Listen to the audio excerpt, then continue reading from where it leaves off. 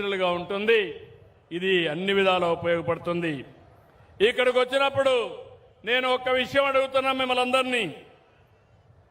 మీ అందరికి కూడా ఎప్పటికప్పుడు పనులన్నీ ఆన్లైన్లో అయిపోతున్నాయా లేదా? మా ఫోన్లు మీ అందరికీ వస్తున్నాయా? పెన్షన్ ఇవ్వంగానే నేను టెక్నాలజీతో ఆడిట్ చేస్తున్నా.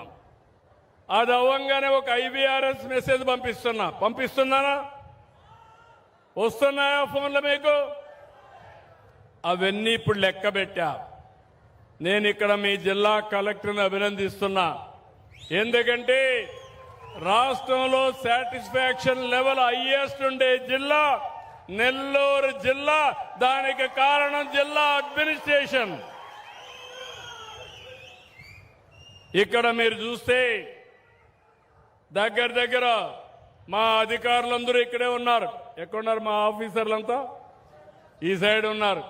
ఈ సైడ్ ఆఫీసర్లంతా ఉన్నారు. నేను అందరినీ కూర్చొని పెట్టాను. మేమందరం మీకు సేవకులం, నాతో సహా సేవకులు తప్ప పెత్తందారులం కాదు. మీరు మమ్మల్ని ఎంపిక చేశారు. నేను ఒక టీం లీడర్గా పనిచేస్తున్నా. ఒక పక్క రాజకీయ నాయకులు, ప్రజాప్రతినిధులు, ఇంకో పక్క అధికార యంత్రాంగం, మూడో పక్క మీకు సేవ చేయడానికి తెలుగుదేశం పార్టీ కుటుంబ సభ్యులు కూడా, NDA కుటుంబ సభ్యులు కూడా. అయితే ఈరోజు ఒక జవాబుదారీతనంతో పనిచేయాలని ఆలోచించాను. అందుకని బాగా పనిచేసిన అధికారుల్ని మీ ముందరనే అభినందిస్తున్నాను. బాగా పనిచేయని అధికారులుంటే కారణాలు ఏమైనా కావచ్చు, కానీ సున్నితంగా చెప్తున్నా వాళ్ళు కూడా కరెక్ట్ చేసుకోవాలి.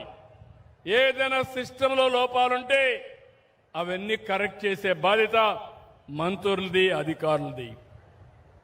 అధికార యంత్రాంగం మీ దగ్గరకు వచ్చి మీరు మెచ్చే విధంగా ఆ పనులు నెరవేర్చే బాధ్యత వాళ్ళకి అప్పచెప్పాను.